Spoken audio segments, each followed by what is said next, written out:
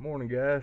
Time Brothers back here with you. I'm going to be going over today with you on kind of my bow setup as far as what I shoot, release I use, and the sights and rest that I use on my bow.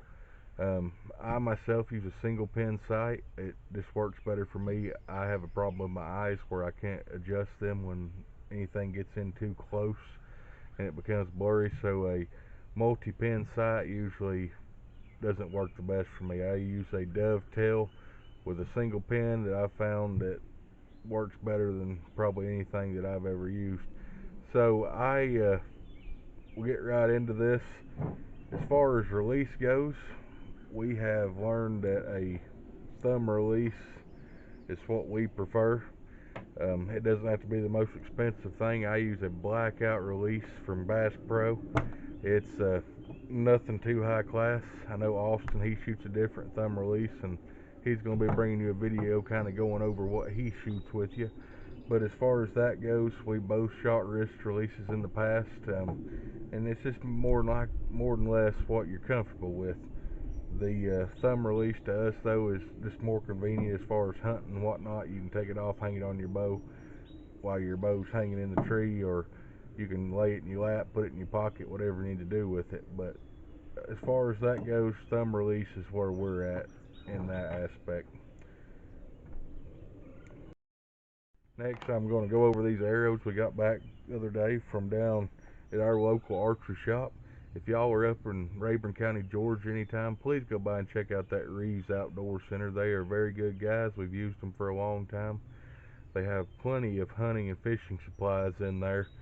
It's a big time store around here because we don't have many different outdoor stores or anything like that. We're in a small town, and that town is the next one down. It's a very small town, but they do a good job. They've been in business for a long time, and we have enjoyed using them. They've always been good to us. But anyways, we got back our wraps and our arrows. As you can see, these things, they are pretty reflective in the sun behind me, but when it gets dark and you put a light on them, they are very reflective, I can tell you that.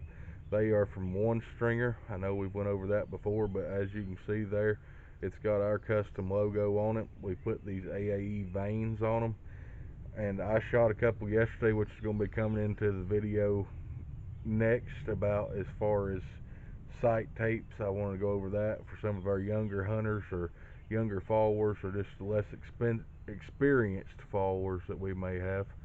But this right here is a very good setup. I like it thus far. We've got it on my arrows, which are Black Eagle Outlaws.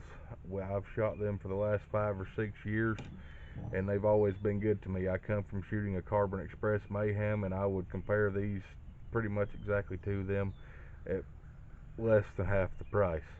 They are very good arrows, so if y'all haven't ever checked out Black Eagle, go over and check those guys out also. They Austin is going to be shooting the Black Eagle Rampage. Like I said, though, he's going to be going over his bow setup, kind of what we are going to be leaning towards this fall with y'all when he does his kind of intro video on his equipment. We are looking forward to deer hunting this year. It should be a very action-packed year. The mass crop hit very hard in North Carolina last year, and we're looking for it to be kind of the same this year, with the weather outlook looking like it's going to be pretty similar to what it was last fall. They are lots of different places we're going to be hunting for you. We're going to be trying out some different public land, some public land we've hunted in the past. We have a little bit of private around here that we hunt, but majority of public land is what we'll be on. Moving right along though, we'll get on into the bow here. I shoot an Obsession Defcon M7Z. I have shot all kinds of bows, from Mathews to Hoyt to Bear to Bowtech. I've even had some with 90-pound limbs on them before. This Obsession right here suits me the best. I hunted a lot with Athens archery equipment.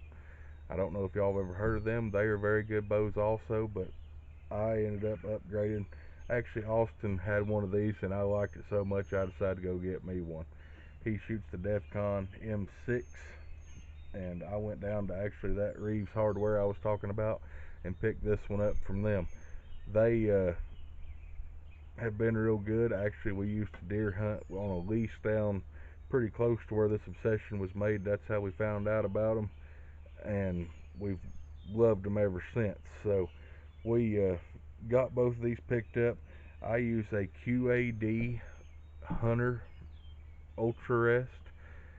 When I went and picked up the bow, we got talking about the difference between the QAD Hunter and the QAD Ultra Rest besides the price point, and there's not much of a difference. I mean, I don't use the most expensive equipment. I am by no means a professional archer, I can tell you that, but I have killed a lot of deer and can get the job done, I can promise you. We decided on putting the Hunter Rest on here from QAD. It suited me just fine. Like I was saying, for sight wise, I use a Rocky Mountain 1-pin sight. As you can see there, it does the job for me. I know some of you guys prefer pin sights, but like I said, over the years I've just learned that I can't personally focus good enough with my eyes to shoot those pins. So 1-pin is where I try to stay at. I have shot a lot of different pins. Austin, he has the IQ bow sight, 5-pin sight on his bow. I've shot it a few times. I do like it. If I was able to focus in perfect, that's probably the one I'd have on my bow too. But like I said, in the next video we're going to kind of go over sight tape changing. Mine's about due for one, so we'll be hitting that up. But I hope y'all have a good day.